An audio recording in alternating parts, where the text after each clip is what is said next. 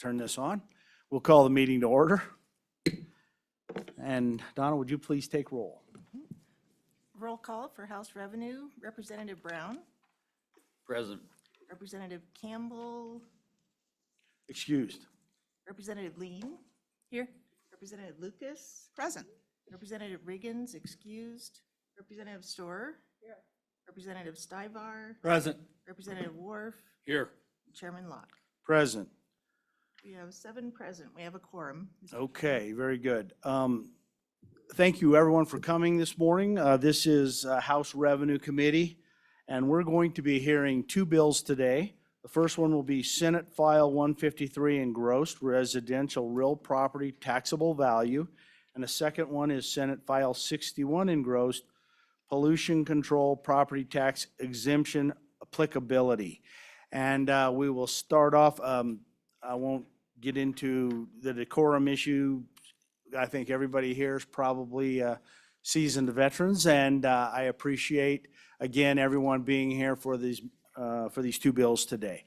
And Senator, if you would like to start with 153, that'd be fantastic. And please proceed when you are ready, sir. Good morning, Mr. Chairman, members of the committee. It's great to be here with you this morning. Pleased to bring 153, Senate File 153 to you.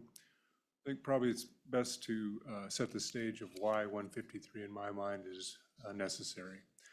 As you will know, the legislature put forth a constitutional amendment and the voters adopted it this past November, creating a 4th class. And as I reviewed the language and reviewed the work of the Revenue Committee, it became apparent to myself and a couple others that the legislature needed to actually take action with regard to what the voters approved. And in that, what the new language is in the Constitution, Article 15, Section 11 is, the property shall be, it's full for, in 4 classes as follows. That's what the voters adopted. Of course, there's additional language talking about a subclass. The new class is residential real property. The subclass is called owner-occupied primary residence. So that's what this bill does. This bill brings into statute that 4th class, or that class of residential real property. In doing so, Mr. Chairman, you also have to maybe provide some definitions about what residential real property is and then what owner-occupied is. So that's the entirety of the bill, Mr. Chairman. And I'll take you directly to the bill now, if you will. First, just in the title, page 1, line 2, this is a fairly broad title, Administration of Property Tax. So within this title, I wanted to give the bodies plenty of latitude if they thought there was something else that needed to be accomplished within property tax, particularly residential. Going to the bill itself, Mr. Chairman, you will see that the bill basically repeats itself twice with the exception of definitions. First of all, on page 2, taxable value, we're adding in that class. As you know, the other 3 classes are minerals, industrial property, and then all other property. What the voters did was break out residential real property out of the all other property. So that's why we have the 4th class. You'll see that on page 2. Now, within this new language that is proposed in Senate File 153, we both have residential real property and then that potential subclass, if you wanted to break, or if there was a potential for a different rate for the subclass in the same line. Then on the bottom of page 2, page 3, you'll note some definitions. Certainly, Mr. Chairman, I know definitions matter, so there's been discussion about, we'll just take the owner-occupied for a moment. 6 months or 8 months? Do we want to have a discussion about that? I'm not suggesting you need to, but we had to have a starting place, and we made it to 6 months, which is consistent with some of the bills that we've had in the past. Going on to page 3, Mr. Chairman, committee members, the residential real property. This was the one thing that was amended in the Senate committee, Revenue Committee, and this was at the advice of our Revenue Department. Of course, is here today, and they can visit to that. And I'll just point out the three things that were amended. One, on line 3, page 3, we went from 4 families to 3 families. And the reason that's currently what the system is capable of. The system isn't capable of having a 4-family dwelling. So we just said, this is what we can do now. Let's just stick with what we know we can do. The second thing, Mr. Chairman, that was stricken from the bill is the land of up to 35 acres. Now, you won't have this in your version unless you have the introduced copy. But there was the dwelling up to 35 acres. That's another thing that's a little more challenging to get into the system. So now would just say the land and the residence and the land associated with it, but not have that up to 35. Like I say, you don't see that language because it was stricken at the suggestion of our, for administrative purposes. And then the last thing that was stricken, Mr. Chairman, out of the original bill was a reference to mobile homes and trailers. And the reason for that is residential real property is property that comes with a deed. Trailers and mobile homes, as you know, come with a registration. So they don't actually fit into the same system or the same, they don't have the same ability to deal with them in the real property sense. So, Mr. Chairman, I think that is the entirety of the bill. You'll see on page 3, the imposition part, 3913-103. We're just adding that. And we made a policy decision in the Senate and not to change the rate. But the rate is in the bill, and it certainly could be altered if you so chose to. All we did was create the class in statute, or not create it. The citizens created it in the Constitution. We replicated that in the statutes, but we didn't change the rate. We added the 2 definitions.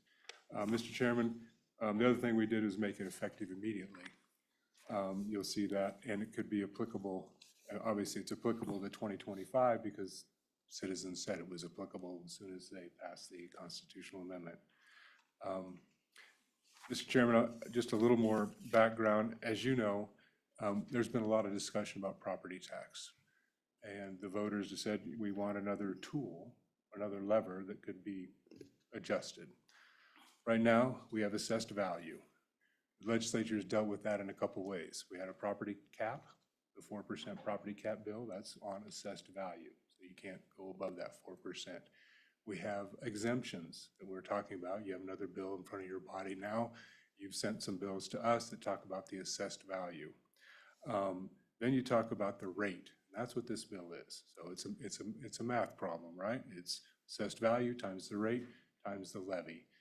The legislature can basically deal with the first 2, right? The assessed value, we can do some things about how the assessed value is dealt with in that, and exemptions. The rate, obviously, we can do that. That's what this bill has at least a window towards, if you so chose.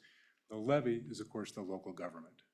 That's the 12 mills at the county level, the 8 mills at cities and towns, et cetera. Now, the 8 and 12, let's be clear, those are constitutionally maxed. Special districts are statutorily, they have maxes statutorily. So this bill completes, I think, the work of the citizens, the request of the citizens, and gives you an opportunity, if you so chose, to advance it as it is, make adjustments to definitions or the rates. With that, Mr. Chairman, I'd be glad to stand for any questions. Thank you, Senator Barlow. Question, Representative Stivar, please. Senator, on the rates, the 9.5, if we drop that down to 8 or 8.5, is that going to have a significant impact? Senator. Mr. Chairman, if I could, the Constitution also has a couple other caveats in it about how much you can change the rates. It's 4 points or 40%, and that's based on the industrial rate. So you use the 8, which is currently 11.5. So using that rate as your basis, if you just wanted to drop the residential real property or the owner occupied, there's a little bit of a catch to that. Basically, you can go down to 8.3 because the starting point is not the 9.5, it's actually the 11.5 based on the constitutional language. Certainly, the Department of Revenue can give you more details on that. And I do have an Excel sheet that they've provided. I didn't provide it to the committee because I didn't want to burden you with a bunch of stuff. But I can tell you the 8.3, if you go to 8.3, it's probably a $20 million revenue to cities, towns, and counties. I don't have the number for special districts, which of course plays in this as well. But it's basically $20 million to go from 9.5 to 8.3 for all residential real property, based on the numbers I have. Thank you, Mr. Chairman. Thank you. Other questions for Representative Brown? Thank you, Mr. Chairman. Senator Barlow, as I've read Amendment A, it allows the legislature to create the subclasses of residential property, but it does not require them. Wouldn't you agree with that? Senator Barlow. Mr. Chairman, I guess reasonable people can disagree with the language says, but defined by the legislature in 4 classes as follows. And those 4 classes are listed in the Constitution. All this does, Mr. Chairman, is replicate that in the statutes. This bill replicates exactly the language, with the exception, because the Constitution also added the subclass for owner-occupied. There's that little addition on the end of this new language, Mr. Chairman. Just taking you to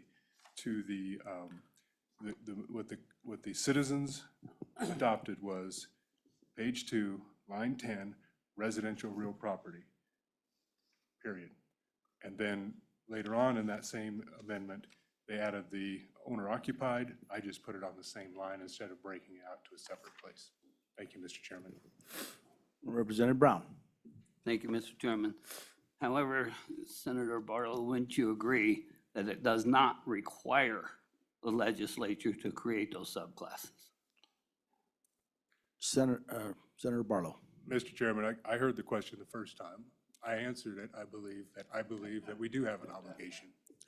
So, all right. Other questions for the Mr. Senator Chairman, Barlow. if I could, though, I'll follow Oh, up. I don't please, know that, it please. doesn't mean that we have to change the rate or do anything with it, but I do think, I'll take this a step further. I think if we don't create the rate, anything we do with residential real property may be suspect because there is not a class in statute. So all of our programs, veterans program, low-income program, could be suspect in a legal challenge if we don't have a statutory class. Thank you, Mr. Chairman. Thank you. Other questions for the senator? A couple of questions I have. I just want to be clear. So the way this bill writes it out, it talks about residential real property, comma, including owner-occupied primary residences, 9.5%. So just, I want to make sure that I understand, and so I'm sorry, I'm a little thick on this, so I want to be sure it's clear to me.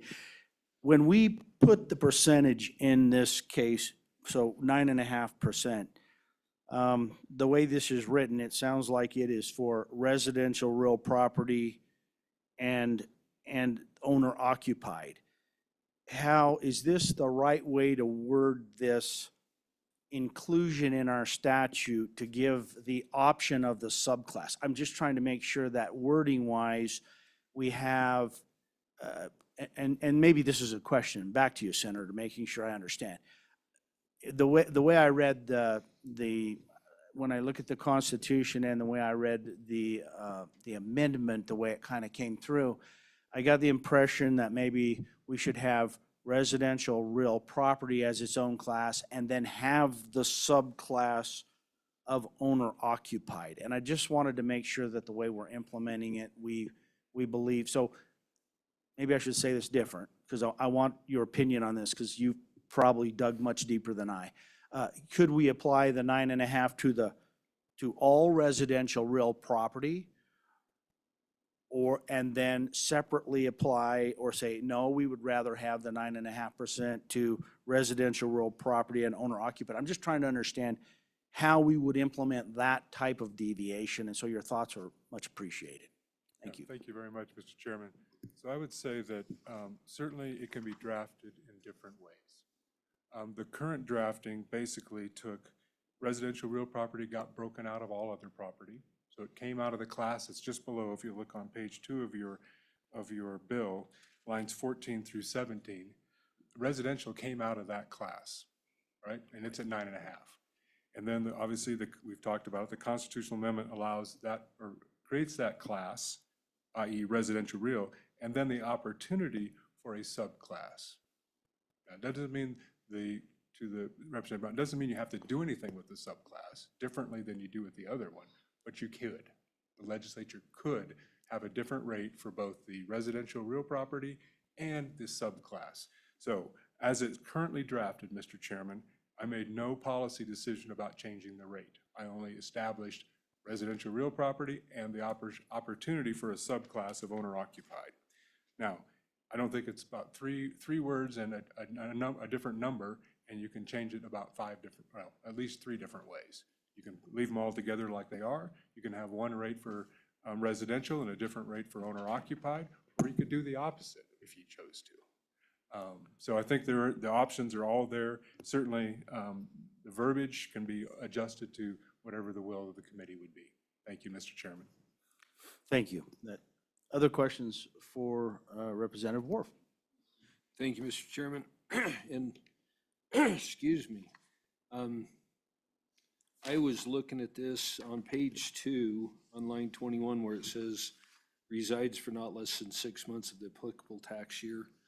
I thought in discussion we had, and I may be wrong, but it seemed like one of the things that was discussed was 8 months is the time frame that's used in the long time residential. It's the bill that was passed last year that does that, but it refers to 8 months rather than 6 months. And I just wondered if that's a big deal to the bringer of the bill, if it stays at 6 months, or if it would be better to make that mirror the language that already exists in statute of 8 months. Senator Barlow.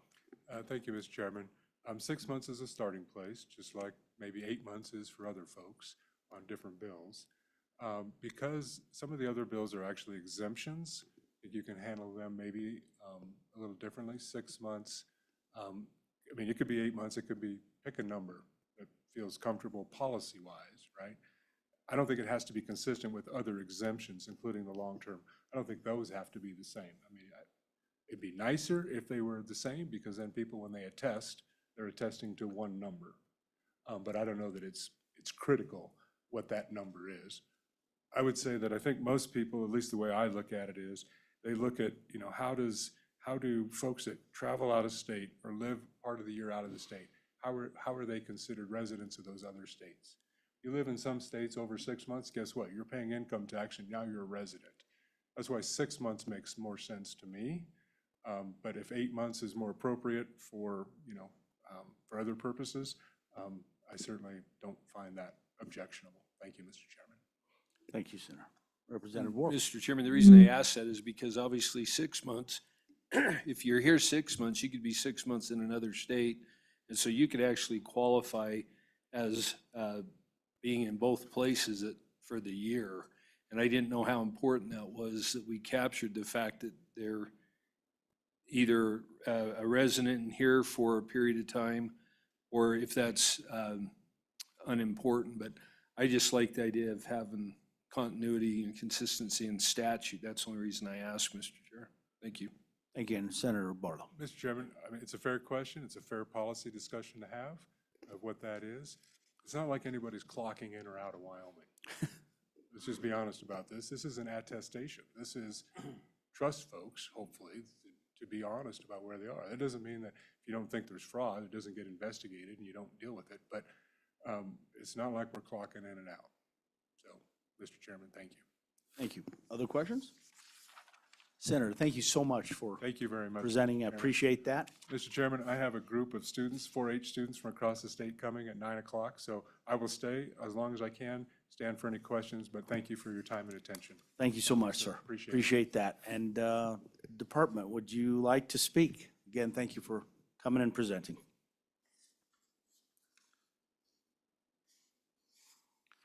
Ms. Gill, please. Mr. Chairman, Ken Gill, Property Tax Division, Department of Revenue. Good morning. I hope everyone had a great weekend, a nice long weekend. First of all, we'd like to thank Senator Barlow for bringing this bill. Once the Amendment A did pass, obviously a little panic on our end. It created the fourth class, and we really didn't have a statutory provision for that. So very important that, that this bill is brought forward. As Senator Barlow said, there are 4 classes now, and the voters voted to expand those 3 into 4. So we do have minerals, we have industrial, we have residential real property, and then we have all other now. It also gave you the opportunity to create a subcategory of owner occupied. I would say, Mr. Chairman, that we would ask you to consider not doing that for 2025 on the owner occupied part.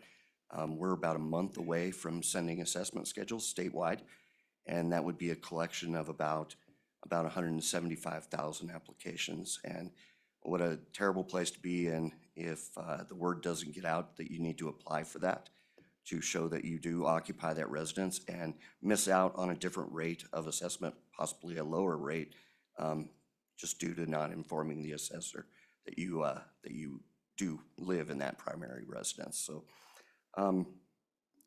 defining residential real property is really going to be important, especially maybe in the interim, and what owner occupied is. You know, we have lots of classes of residential property out there. Short-term rentals, you know, VRBOs, Airbnbs.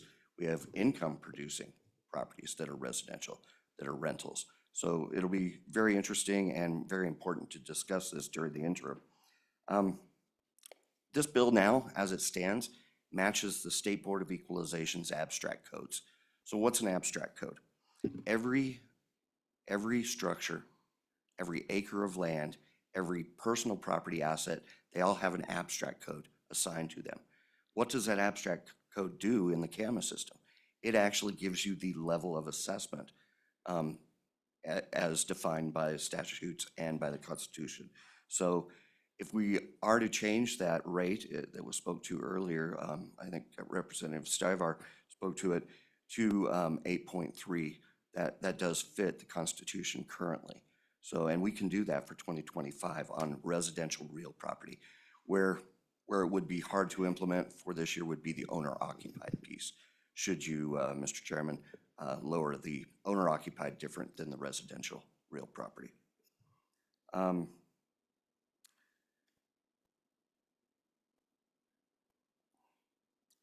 think that's about it, Mr. Chairman. The parts that Senator Barlow spoke to that were removed did conform it to the State Board of Equalization's abstract codes. So removing it from 4 to 3 family, anything 4 and above is considered a commercial property. The 35 acres, if you had associated land that was more than 35 acres, what would the assessor do with that extra land? So you have a house sitting on 60 acres. Okay, well, they know what to do, what level of assessment for that 35, right? But they wouldn't know the remainder. So removing that was important. And then, of course, he mentioned the mobile homes and trailers. They are personal property in Wyoming. And with that, Mr. Chairman, I would stand for any questions. Questions for Mr. Gill? You answered some of my questions, but I wanted to kind of ask that question to make sure. The way it is worded in here right now, and I just want to make sure that we all interpret this properly. So if we do make a change to the percentage, it makes sense to everyone. And that was why I was worried about the owner occupied kind of being all in the same bullet. The way it is worded right now, are you comfortable with the fact that if we were to change that, that doesn't adversely impact the, and again, I don't know if people want to change that, but I know that there was this issue of us dealing with owner occupied in the current year, right? And if we were to change that right now with that, including owner occupied, the way it's worded, I think we interpreted that it's all one class, for lack of a better term. They would all be one class the way it is currently worded. And I think so that's your interpretation, that the residential property and the subclass are all one. And that's why if we changed it now, this, you could implement it worded this way. Is that accurate? Mr. Chairman, that's a great question. There are only 4 classes, and then the ability to create one subclass. So, yeah, whether it's here or not, I think it's fine. Right now, as written, let's say you were to change that percentage to 8.3, it's going to be all residential real All property, residential. whether it's owner occupied or not. Okay. And so for us to, and if there's other questions, please feel free, don't let me, go ahead, Representative Moore. Yeah, Mr. Chairman, my question kind of coincides with that. If we don't change the percentage, then I think on page 4, we need to change the act. It says the act first applies to the tax year beginning January 1st, 2025. From what I understood in testimony, if we don't change the percentage, we need to change the 2 sections on page 4. Is that correct, Mr. Chairman? Mr. Gill. Mr. Chairman, Representative, you don't need to change that. So you can leave it right now currently at 9.5, and that was a placeholder. As Senator Barlow spoke to, that's a placeholder, and that's a policy decision of yours. So we can implement it for 2025 for all residential real property. But if we were to create that subclass right now with a different level of assessment, we would not be able to do that for 2025. Okay, Mr. Chairman, what you said is that was taken out of the bill, so there isn't the 2 separate subclass in the class, correct? Mr. Gill. Chairman, I'm not sure I'm following the question, sorry. So, What I'm saying is that was amended out of the bill. We've got the engrossed copy that doesn't have that. So what you're saying is the subclass, had the subclass stayed in there, you would have had 2 classes, it would have made it difficult. Because that's what I thought I heard you say was it made it difficult for you to implement it in 25. Mr. Gill. Mr. Chairman, yeah, the owner occupied piece, if you were to choose a different level, let's just for a scenario, let's say you take residential real property to 8.3, and then owner occupied to 8% of assessment level. We wouldn't be able to implement that for 2025 because there would be applications needed, yes. So, but if you create one, right now it creates just the one residential real property class, which was created by the voters in the Constitution. Any subclass, we would probably need to discuss during the interim and how we're going to set that up. Thank you, Mr. Gill. And you answered my question, thank you. And Representative Storer, please. Thank you, Mr. Chairman. Just to clarify that the bill never pulled out the owner-occupied piece. We would just insert not residential real property, not including owner-occupied, and then provide a definition for owner-occupied and set a different rate if we so choose. So we could do that, but to Mr. Gill's point, we can't do that this year This year. if we want to implement a change in the assessed rate. Mr. Gill. Mr. Chairman, definitely a great topic for the interim of defining owner occupied. There's some questions out there, like we spoke about earlier, short-term rentals, rental property, income producing property that is residential. Definitely something that we would want to visit about during the interim. Representative Storer. Thank you, Mr. Chairman. Just as a follow-up question to Mr. Gill, explain to us what is in the all other category that separates out from real residential as a result of Amendment A. if you Mr. would. Gill. Mr. Chairman, great question. So in the all other category now, you would have agricultural property, you would have commercial property, you have commercial personal property, residential personal property would be what is in the all other. All right, other questions for Mr. Gill? Very good. Anyone else want to speak on this bill? I think we have one. I think Ms. Huxtable, anyone in the room first? Sorry.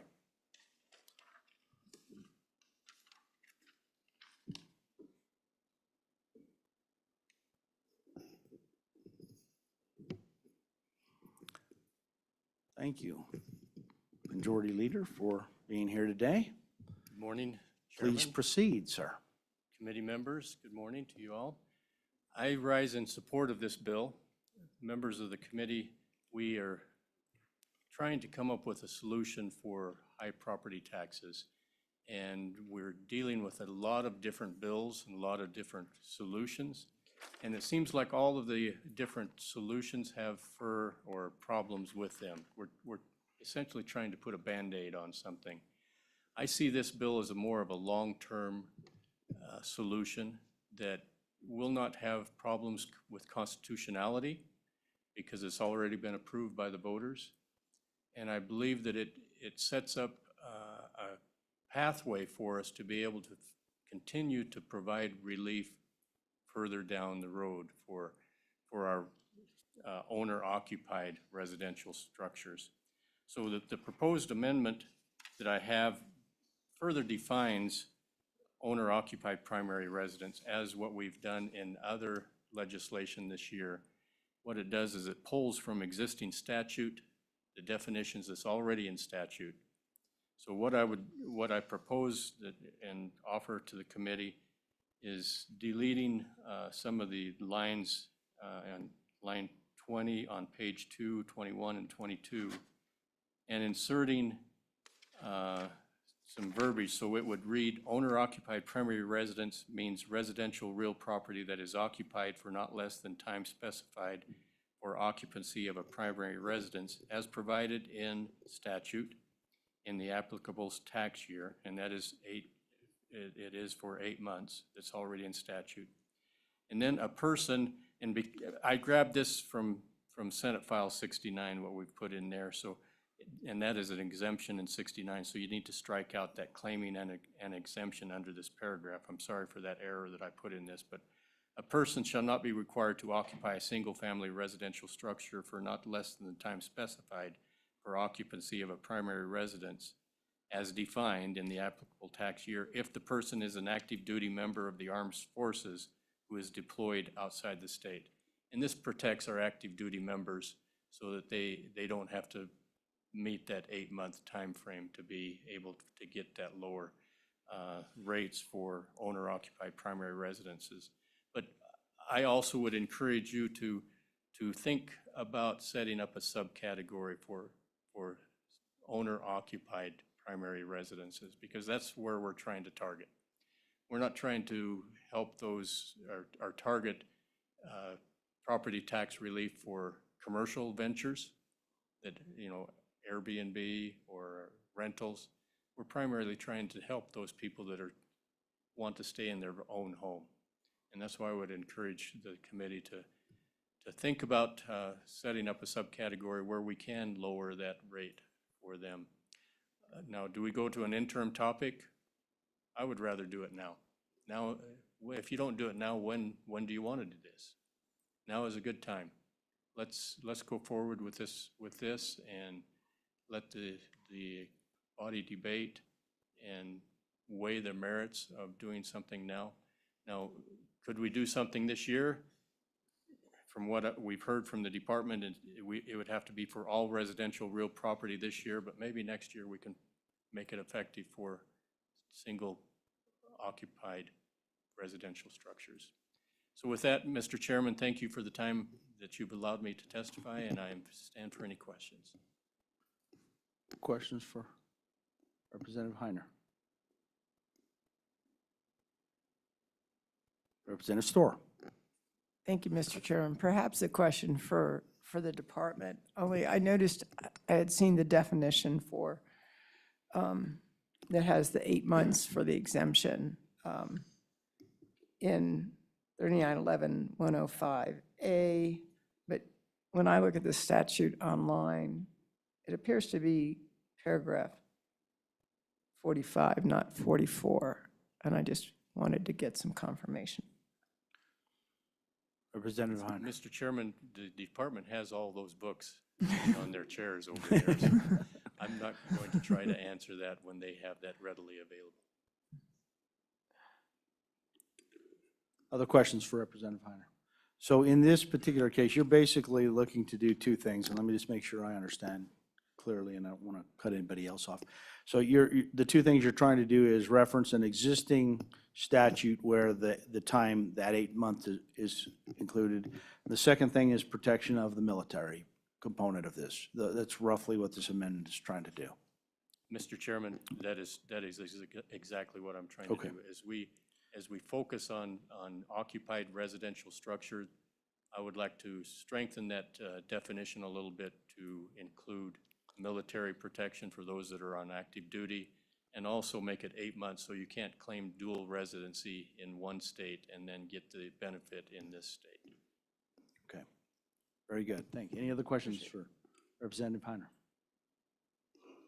Very good, sir. Thank you so Thank you, much for Mr. being Chairman. here. Others who want to testify on this bill? Okay. All right, we have online, we probably have Ms. Huxtable? Yeah, we have Dixie Huxtable online. I'll admit her.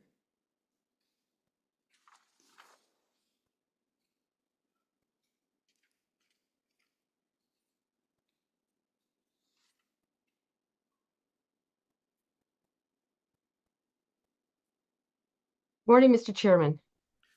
Good morning, Ms. Huxtable. Please Thank you for, proceed. thank you for allowing me to testify via the Zoom land.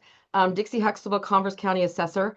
We just wanted to let you know that we are supportive of this bill in its engrossed version. The policy decision as to defining owner occupied is certainly a decision for the legislature to make, and we'll administer that as best we can. The biggest issue is for 2025. We cannot separate that out. As Administrator Gill explained, we're kind of under a timeline right now.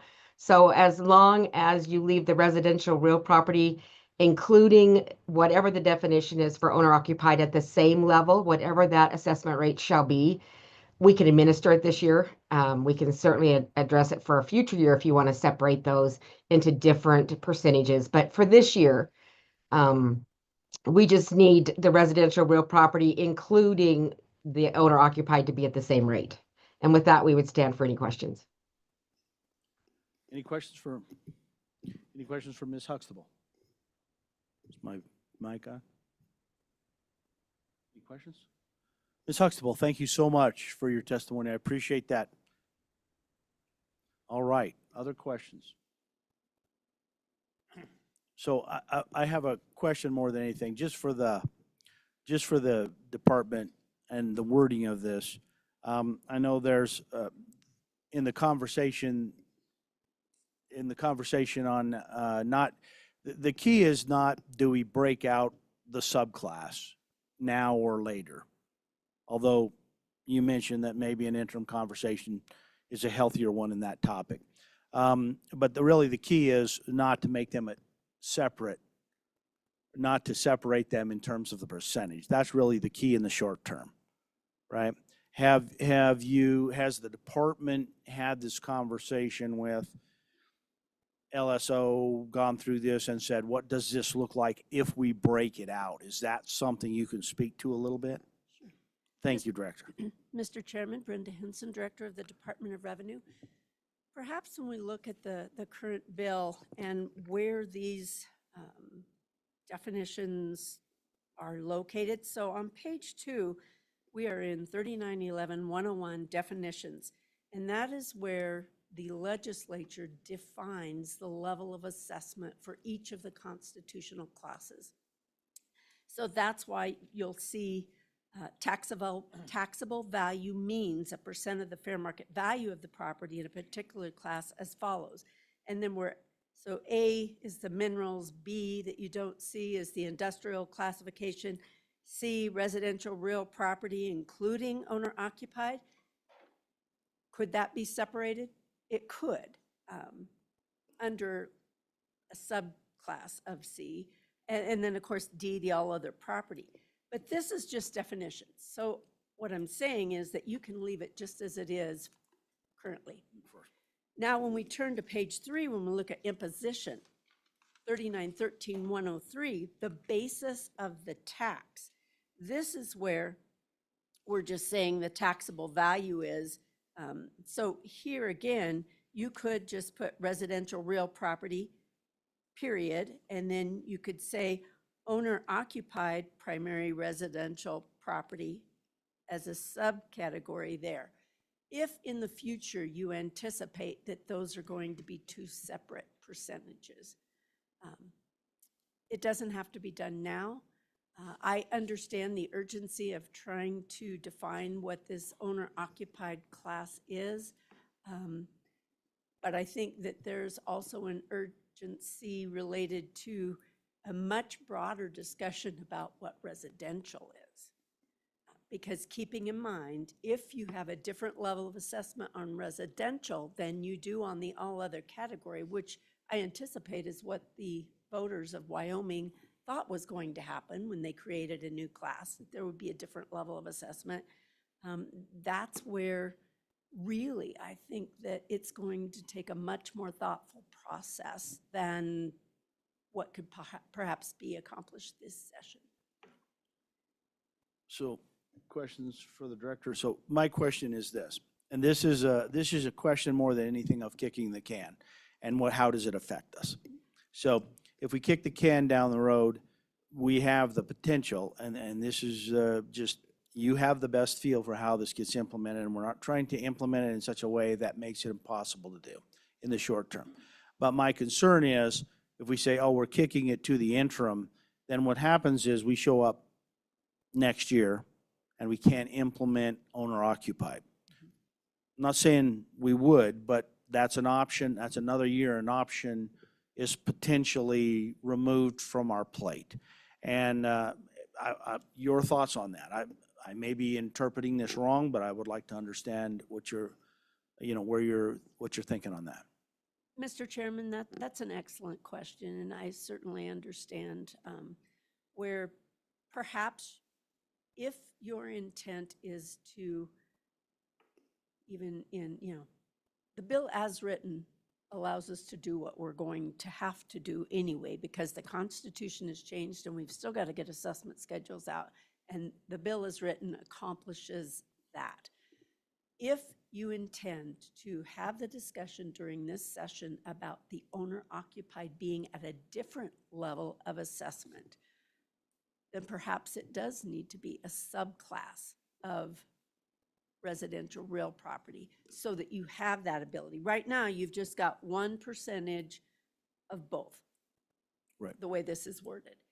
If you intend, and I believe that that 40% or the 4 percentage points from the industrial is to the bottom. So I don't believe that you could take owner-occupied more, which means I don't believe that you could actually implement, if you leave industrial 11.5, I don't believe you can implement 8% on your owner-occupied. I believe the lowest percent would be that 8.3%.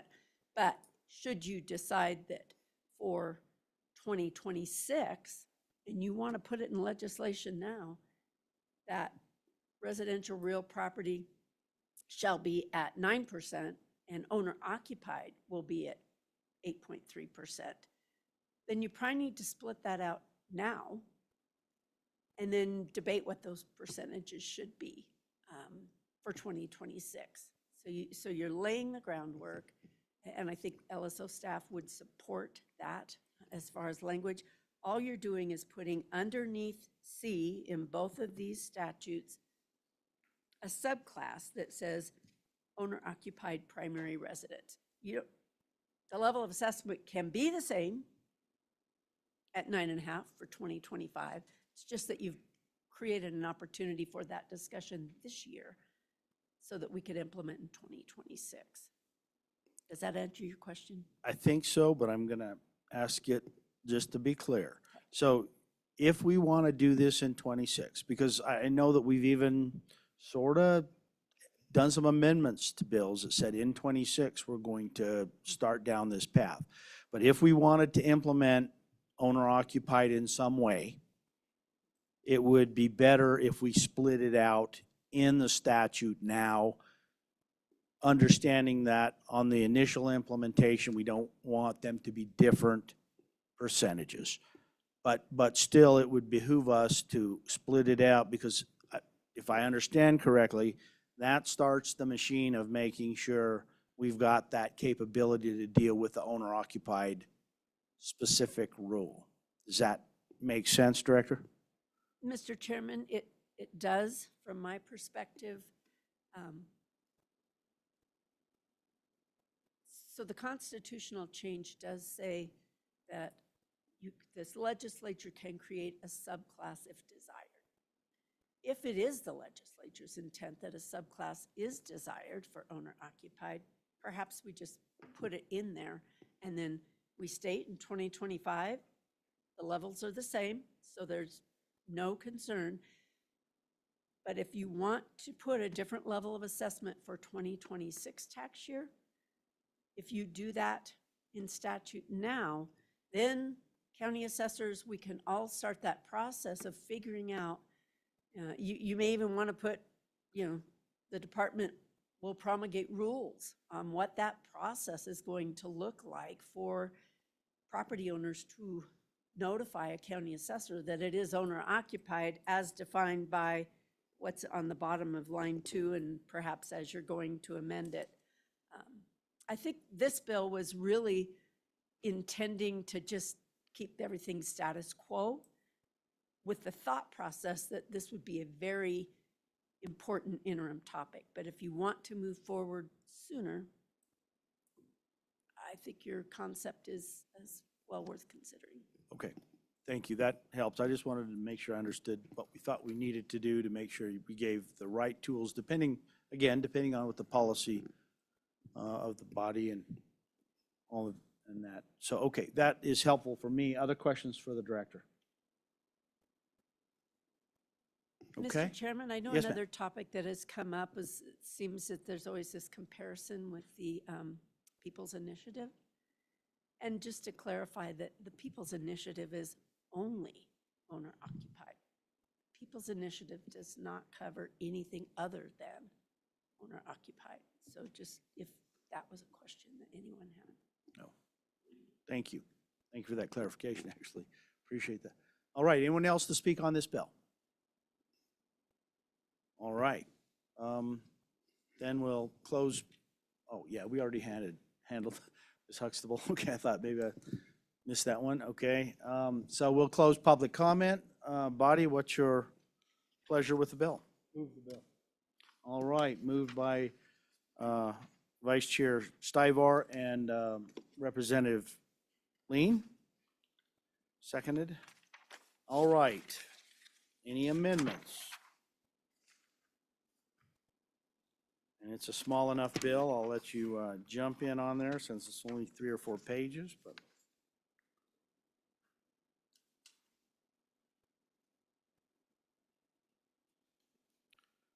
Any amendments? Mr. Chairman, Yes, Representative Lean.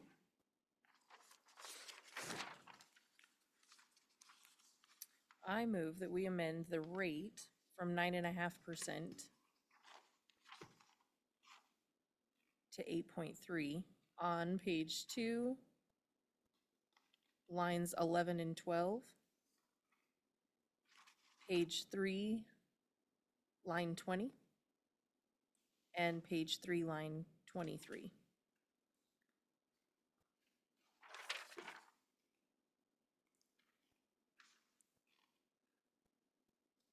Okay, so you're changing the rate, if I understand, and is there a second? Sorry. Second. Okay. So you're changing the rate, if I understand correctly. So we're talking about page 2, line 12. You're changing it to 8.3. Page 3, line 20. And you've also changed the rate on all other. Is that your intent? Okay. All right. So it's been moved and seconded. Discussion? Mr. Chairman, I think we also need to change it on line 16 and 17 on page 2. That's all other property at 9.5.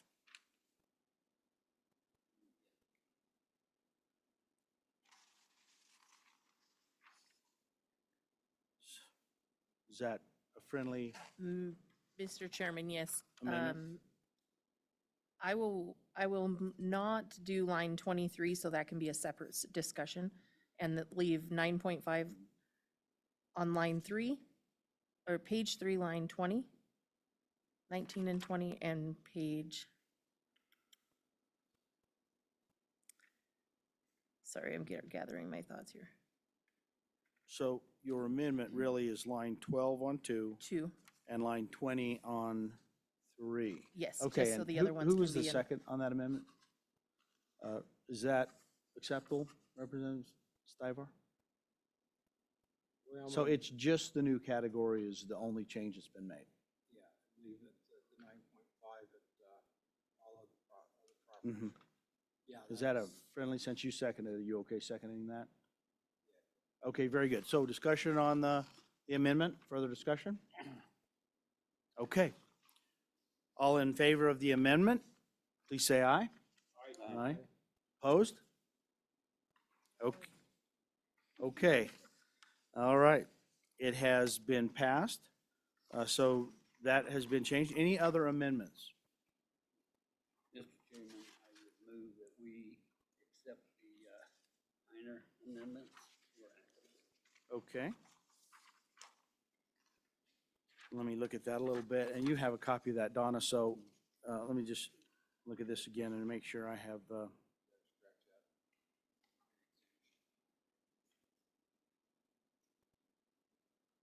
You got a claim.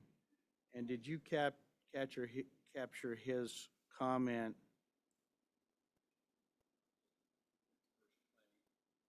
Just the exemption part, I think, right? Claiming under this paragraph. So claiming an exemption. Okay, so you're asking that we accept this, but probably with the minor change, the correction. Okay, so Don, is that clear to you?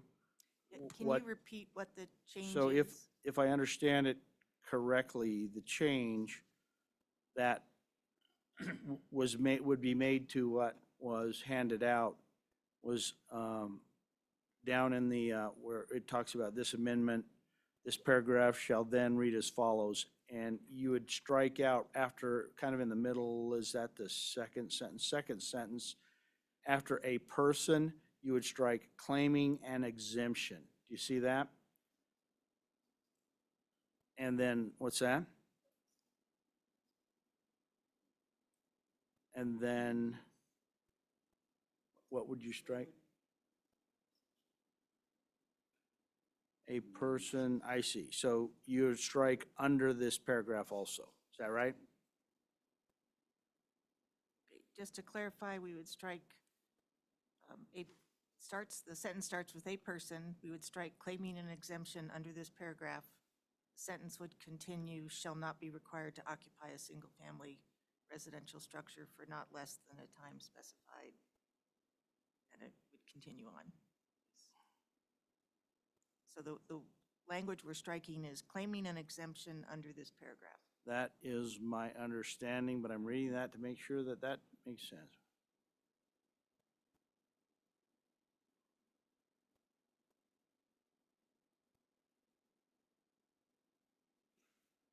Mr. Chairman, Yes. Representative Storr was correct that it is 45 and not 44 as well in statute. So it's 45. I see. So we've got to strike, so that Romanet reference in there too, will have to change. So we'll have LSO kind of help us correct that. And I'm talking about, I think the reference where it's 3911-105A 44 should be 45, I think, but we probably will need to let please, Director, sorry, I didn't see you sneak up there. Okay. Mr. Chairman, the only thing that I would mention is that reference to as defined in 45, that's the long-term homeowners exemption, and that sunsets in 2 years. It's only Oh. effective for 25 to 20 and 26. So it might behoove the committee So- to actually amend, if you want to amend the 8 month, you could put that exact same language in this bill, Okay, so that you're not worried about referencing another statute. so maybe to oversimplify this amendment, not that I do think that there's, we probably need to look into this a bit deeper, because I do think the amendment that takes care of our service members is important. But I do agree, if we don't want to reference a sunsetting statute, that would be a fairly large mistake. Let's try not to do that then in that case. Let me back up. If the desire, if the thinking here is you'd like to move this to 8 months, then maybe we simplify this amendment. Representative Brown, what's your thinking on that?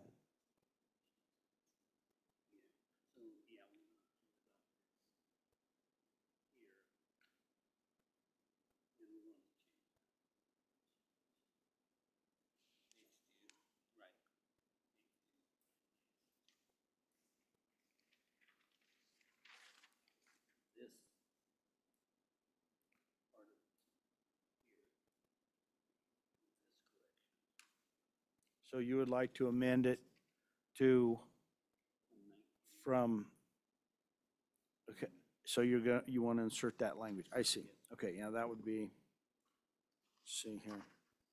Okay.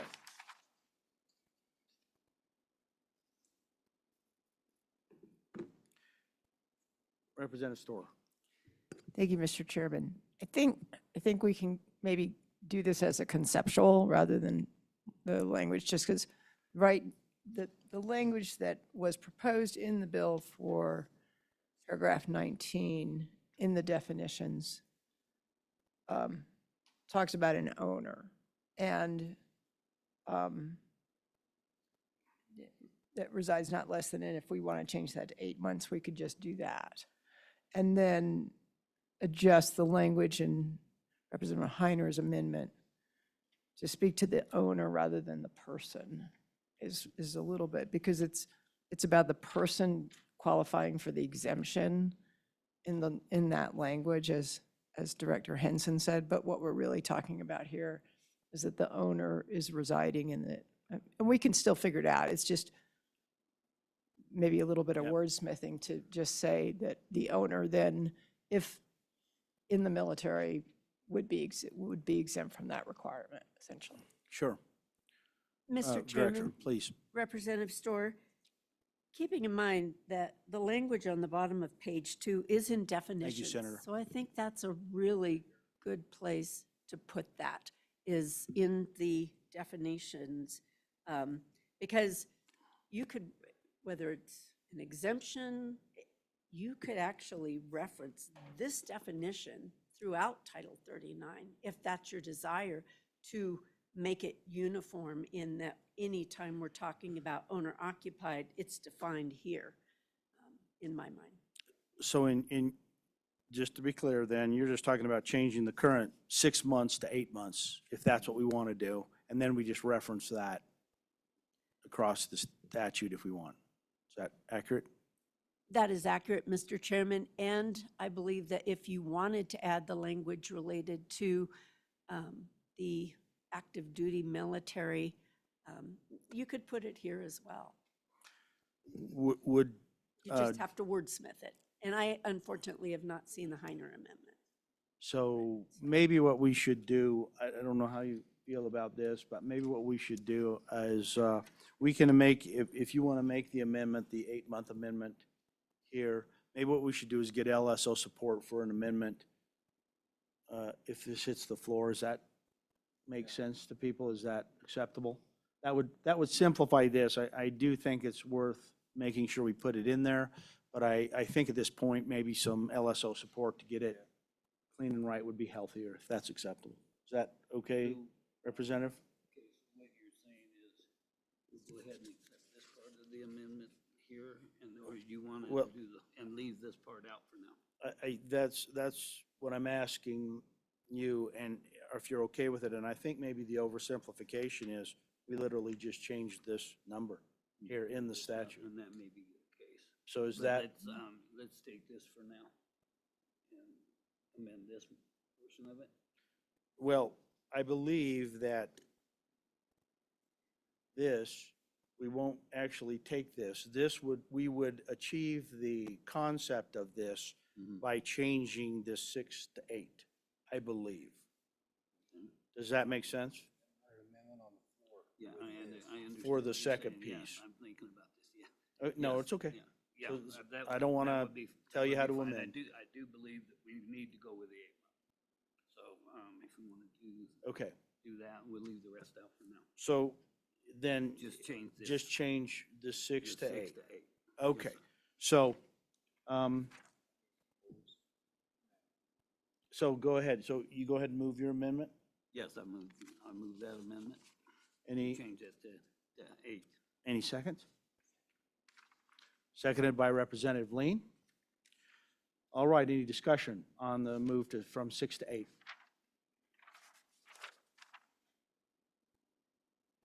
All right, then, all in favor of the move from 6 to 8, say aye. Aye.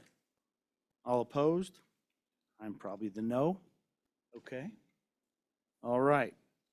And so what, any other amendments? Representative Storrs, right? Thank you, Mr. Chairman. I think it's easy enough, at least with maybe a little bit of wordsmithing, but, and given that, then just, we would add on, means residential real property where the owner of the property resides for not less than 8 months of the applicable tax year unless the owner is an active duty member of the armed forces deployed outside the state. I think that would cover Representative Heiner's. We would add, We would add unless the owner is an active duty member of the armed forces deployed outside the state. very good. Okay, so Representative Storr, Representative Storr's amendment and seconded by Representative Stivar is to insert, and let's just make sure we get the exact words. Donna, did you get that? So my understanding is at the end of, on page 2, the end of line 22, after the word year, we're inserting the language unless the owner is an active duty member of the armed forces who is deployed outside the state. Very Is good. that correct? Correct. I would change the semicolon to a comma after Okay. year. All right. So it's been moved and seconded. Discussion on this amendment? Okay, all in favor, say aye. Aye. Opposed? Okay, so.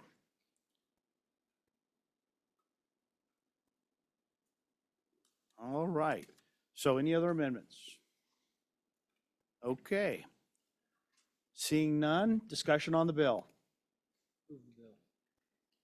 All right, bill has been moved and seconded already, so we're good to go. All right, questions? All right, please call roll on this bill.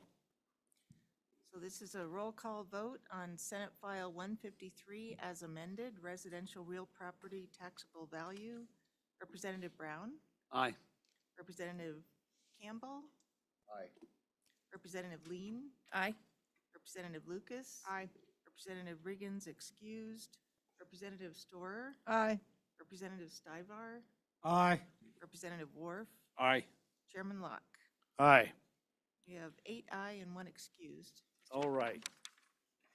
And so Senate File 153 has passed House Revenue. And well, we'll coordinate with Senator Barlow on who will be, who he wants to carry this on the floor. We'll find someone on our list, I'm sure. Fair enough. And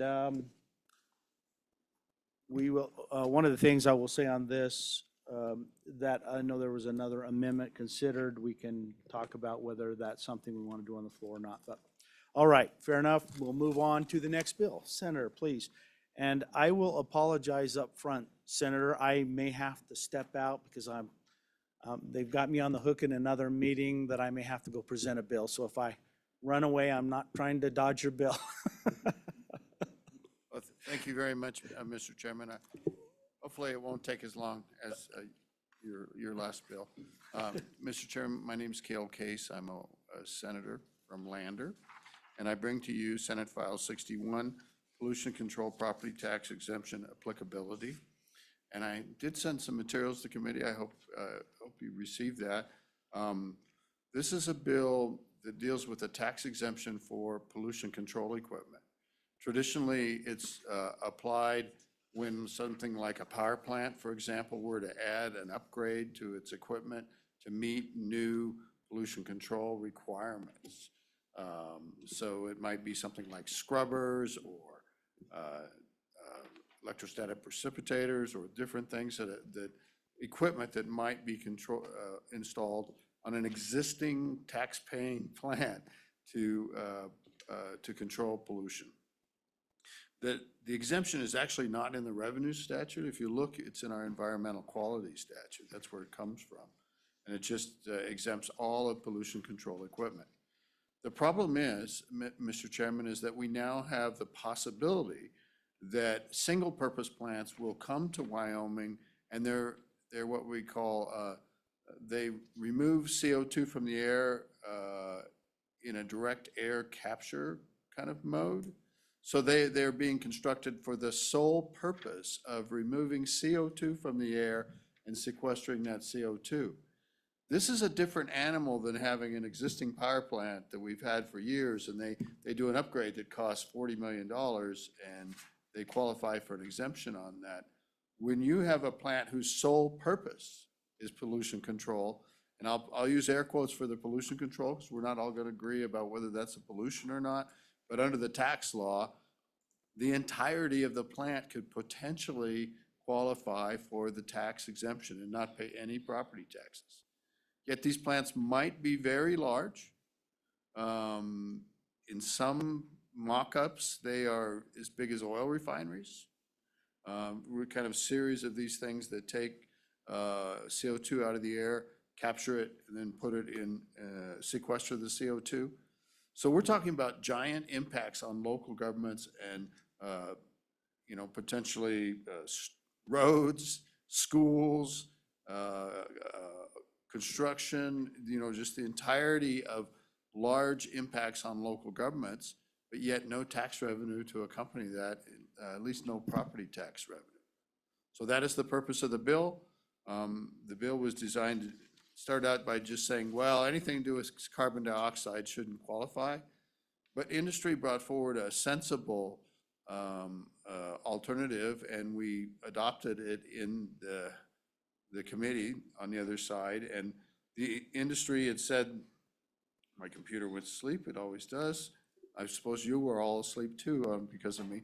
But it's to change the very end of the bill and say, insert or facilities constructed for the sole purpose of capturing non-point source carbon dioxide. And so the non-point source carbon dioxide is what we're talking about in these direct air capture facilities, Mr. Chairman. It wouldn't necessarily apply to a point source, which would be something like trying to capture CO2 from the effluent stream of a power plant to meet requirements, maybe to use that for enhanced oil recovery, something like that. This would be to limit it to the non-point sources. That's the bill. That's as it was amended. It did receive broad support, and I think the industry can live with the bill now that it's specified like this. So with that, I'd be happy to answer any of your questions, sir. Questions for the senator? Thank you, Mr. Chairman. Representative Campbell, please. Thank you, Mr. Chairman. Thank you, Senator. I am kind of confused on this non-point source of carbon dioxide. Let's take, for example, turquoise hydrogen. Let's say that they were using methane from natural gas as a feedstock and converting that into hydrogen through pyrolysis, all that, and the end result is a solid carbon particle. How would they fit in this? Senator Case. Mr. Chairman, I think because they would be collecting from a specific source and developing, it'd be the source of the methane, for example, with air and other, maybe water to collect the CO2. They would be a point source, and they would qualify under this exemption. They would qualify to not pay taxes, property taxes. Okay, other questions for, or follow-up, or you okay? Other questions? Representative Storr, please. Thank you, Mr. Chairman. Thank you, Senator Case, for being here. Thank you. I'm just curious.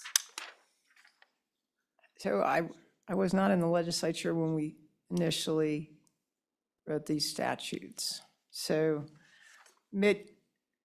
I get the concept of what you're trying to say, but if you sit back and ask, well, why are we doing a tax break in any case, then whether it's a non-point source pollution reduction of carbon dioxide or a point source, does that not reduce the impacts of climate change or allow for other sources of CO2 to be continued? That would probably both be beneficial to the state of Wyoming, whether at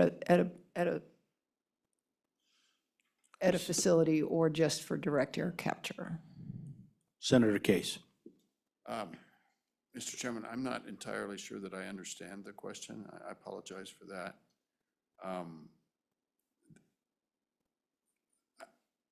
Representative Storr. Maybe you could help me a little bit. Representative Storr, would you like to clarify? Thank you, Mr. Chairman. I will try to state that another way. So this bill is amending a tax break that we created in statute for a facility that would be sequestering CO2. This bill then says for direct air capture, if you're not taking that CO2 away from an actual emitter, that they would not qualify for the tax break, correct? My argument would be that's still beneficial to the state. It's beneficial to the globe. We're reducing CO2. We're actually, if we're reducing CO2 over here with direct capture, then that would allow other emitters to continue. So there's still kind of in terms of a value added for Wyoming or the globe for that matter. Why wouldn't we want to give them a tax break too? Senator Case, please. Mr. Chairman, thank you. I think I've got a better handle on it. So this tax exemption is not just for CO2. In fact, it's not for CO2. CO2 wasn't really envisioned in it. It was envisioned to be a tax exemption for installed other types of pollution control equipment. And it's mostly locally assessed property, so your county assessor would have to determine, what the type of investment that would qualify as a reduction in pollution. The argument, I think, for this, and it's a pretty old, I don't remember when this came in, I think it might have been before me, but it had to do with the fact that as we in the country became more cognizant, of course, of the impacts of pollution, and the Clean Air Act was passed and federal regulation, there were existing processes in Wyoming, mines, power plants, that now had to have upgrades to comply with federal policy. And it was, and state policy too, because we enforce and have primacy in some areas. And so this is a statement that if you're installing something to meet a pollution control requirement, then you should not have to pay property taxes on that new investment, which were, in many cases, there were like 3 levels of technology required: reasonably available control technology, best available control technology, and there's another one that were these required investments, some of which weren't even shown to be economical in the sense. They were quite way out there for industry, especially for our coal-fired power plants. That was the purpose of this. But in each case, Mr. Chairman, the base was there was an existing economic activity that was providing benefit to Wyoming, and then there was an additional requirement imposed on them, and we were trying to recognize that additional requirement and not tax them for that, so that they would stay viable and providing jobs, et cetera, in Wyoming. This is a different animal because we do not have, with a direct air capture plant, we don't have a base that we're already collecting the taxes on. The whole plant would not pay any property taxes.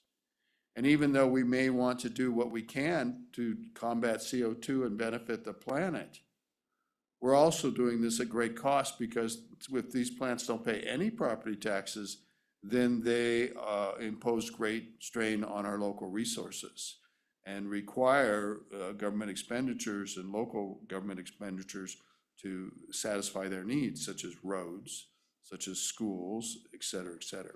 So it's a trade-off. These plants, the direct air capture looked like it was gonna come in a big wave. With the Inflation Reduction Act and other requirements, there was a project announced in Wyoming called the Bison Basin plant. It is since canceled, but our School of Energy Resources has pioneered looking at all the geologic formations in Wyoming where CO2 can be sequestered.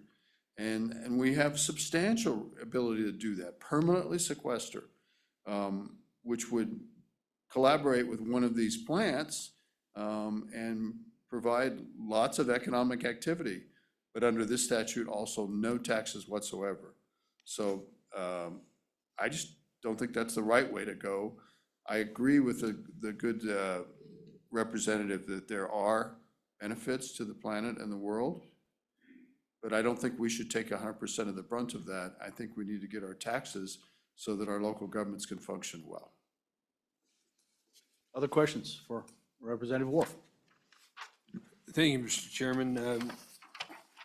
Senator Case, can you tell me what examples of facilities have been built not necessarily in Wyoming, but in our country that are solely designed to capture non-point carbon? Can you give me an example of what types of plants that would be? Senator Case. Mr. Chairman, I believe you'd have to say that all the attempts so far have been experimental or model.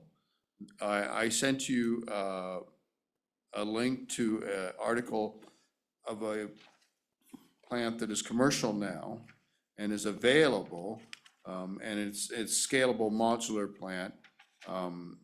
It really depends on the pricing, and if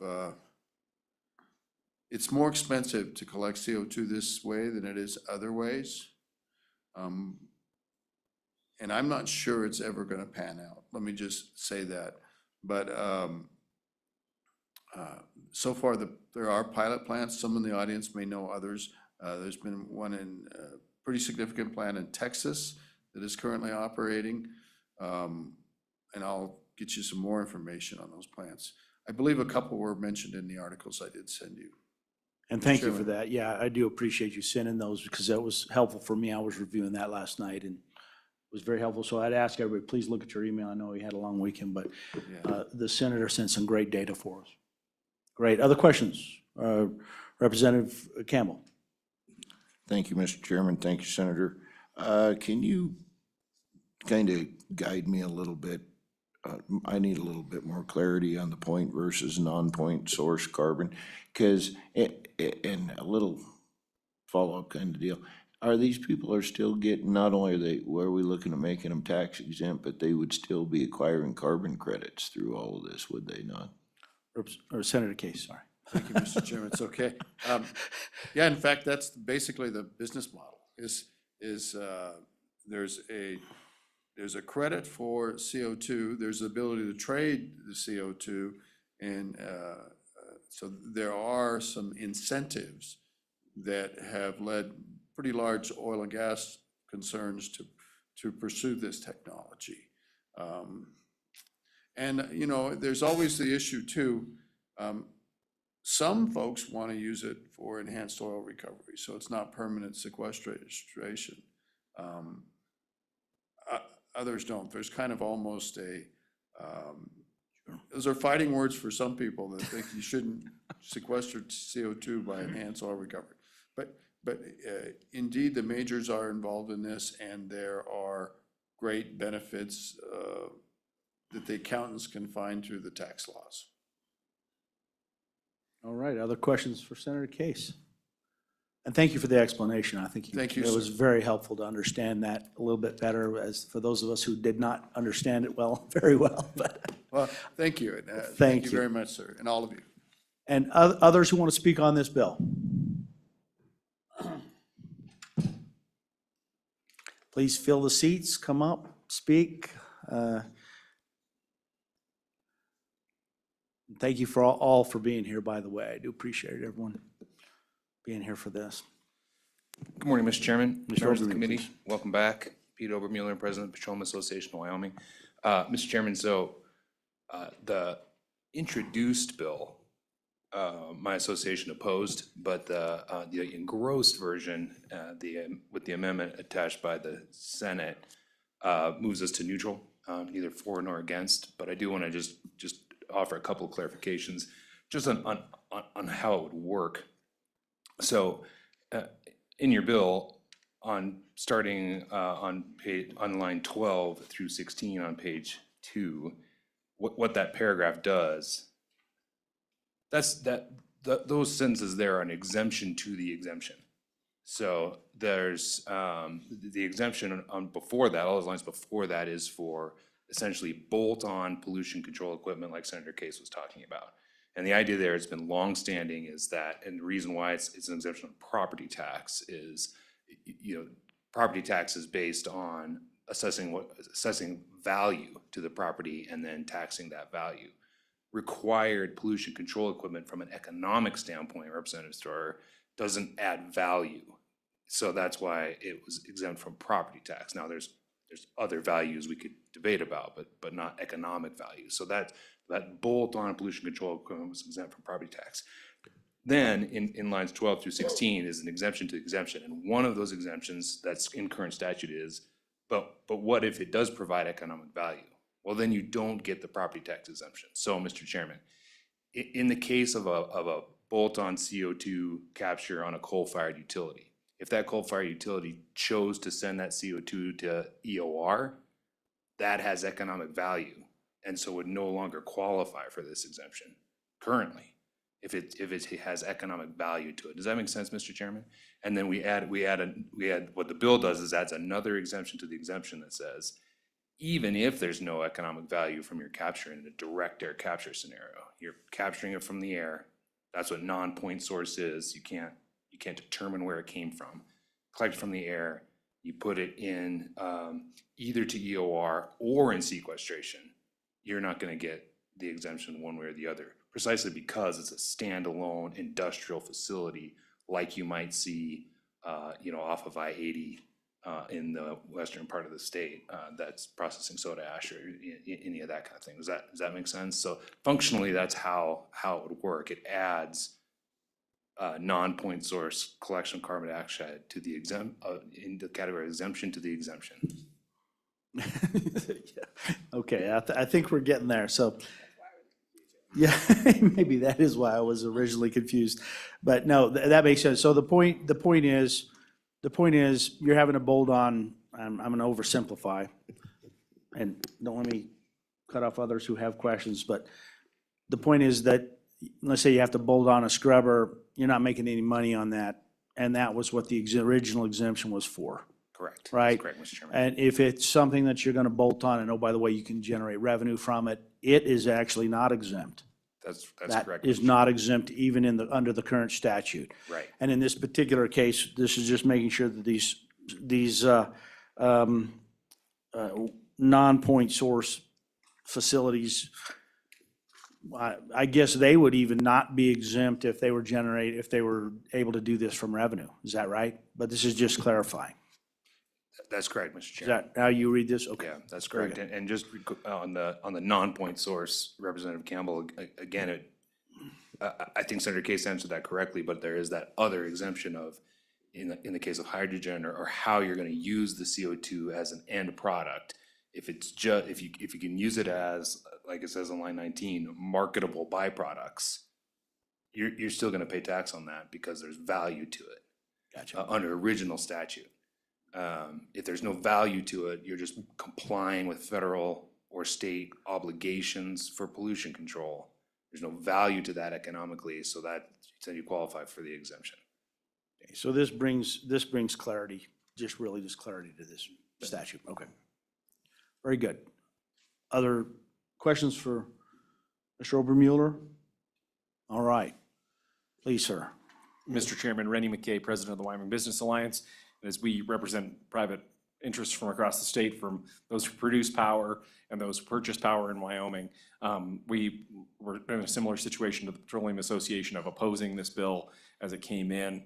Appreciate the committee and the chairman working on this improvement. And so I just wanted to say, we believe this is in a good spot to move ahead relative to kind of what the impacts would be. So appreciate you considering this. Great, thank you. Any questions for Mr. McKay? Representative Campbell. Thank you, Mr. Chairman. Thank you, Mr. McKay. And actually, this is for you too, Mr. Pete. Just who is going to be responsible for the determination if it's a point or non-point exemption? Who would actually look into that to determine that? And then, yeah, that would be pretty much my question. Who determines who gets the exemption? Thank you, Mr. Chairman. I don't know the answer to that question, to be honest. The senator was correct in that this is not in the typical statute for exemptions. So it may have to be it starts at the DEQ. That's where it is here is a DEQ. But then, of course, whether or not these are local or state assessed and how that works out in terms of agency to agency, I'm not entirely sure how that works. Maybe the department may know that. I don't know. Is that something we need to have clarified? Director, do you mind maybe clarifying for us? That'd be helpful. Oh, I do see, Mr. Chairman, real quick, that there is section 2, 18 and 19. The Department of Revenue shall promulgate rules necessary to implement this act. So Director, you've got it. So we now know who's in charge of this, making this work. So, sorry, go ahead, Director, please. Mr. Chairman, Brenda Henson, Director of Revenue, and that is why it's a wonderful thing that we can do word search on all of the green books. So, Mr. Chairman, this particular exemption, the pollution control exemption, requires an application process. So each of the companies that own equipment, it is identified, valued by whether it's the local county assessor or the Department of Revenue, depending on which types of companies these are. And then the application would come in no later than February 15th from the property owner. And that application has a lot of detailed information. What is the piece of equipment? Why is it required? Why are you installing it? And then what its actual function. And then many times, the local county assessor, if it's a local assessment, they actually have engineering and appraisal firms that are very knowledgeable about the various types of equipment, and they'll provide guidance to the local county assessor. And then it's either the local county assessor or the Department of Revenue that's responsible for granting or denying that exemption. And it is appealable to either the County Board of Equalization or the State Board of Equalization if the property owner disagrees. Great, thank you. That's actually helpful, and at least now we know where the rules are coming from, so we are all good. So, perfect. Okay, others who would like to speak, please. Good morning, Mr. Chairman. Travis Detai with the Mining Association, and I will just kind of echo what my colleague with the Petroleum Association said. We were pretty uncomfortable with the bill as originally written. As amended, we are comfortable with it now. And, I thought Senator Case laid out the reason for his bringing the bill pretty well. I don't have to be as politically correct. This is basically, when you have people chasing the snake oil of direct air capture, when they're chasing the tax breaks, when they're chasing the incentives. And this is too, if you're going to do that, if that's your business model, you need to pay a little tax coming on and not take advantage of an exemption that's there for a certain purpose. And so we're comfortable with the bill, Mr. Chairman, and I would stand for questions. Great. Questions for Mr. Detail? Please, thank you for being here, everyone. Good morning, Mr. Chairman, members of the committee. I'm Jody Levin with the Trona Industry. As my colleague already alluded to, the soda ash plants, that's where we're doing chemical manufacturing, taking Trona and turning it into soda ash.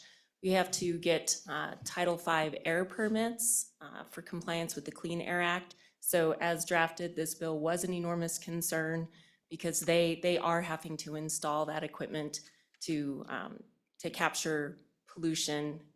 We worked with Senator Case and with the Petroleum Association, fully supported the amendment on the Senate side, and are comfortable with the bill as it came over to the House side. Excellent. Questions for Ms. Levin? Thank you, Mr. Chairman. Thank you so much, and I really appreciate you all kind of jumping in and helping with the clarification. I really do appreciate that.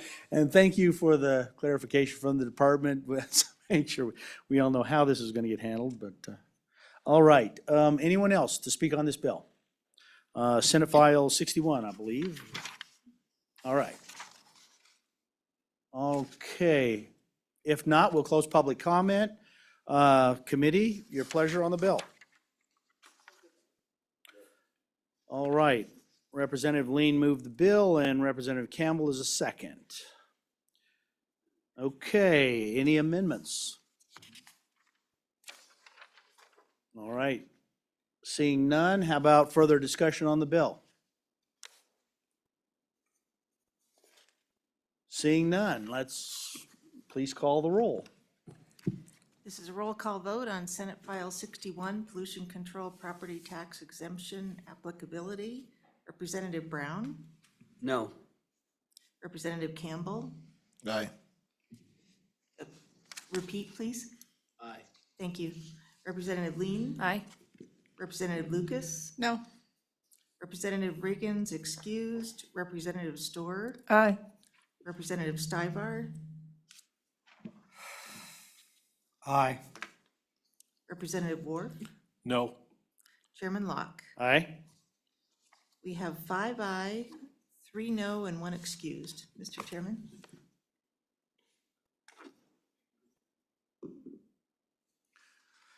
Okay, is there any other business? Thank you, Senator, for, Asking who's going to run it on. oh, Senator, who do you plan to run that on the floor so we can just make sure Mr. Harshman, Larson, Ottman, or Wiley? so I can assign one of them, is that okay? There you go, perfect. Thank you, Senator, appreciate that, and thank you for being here. Is there any other business for the committee? All right, if not, then we will adjourn. Thank you.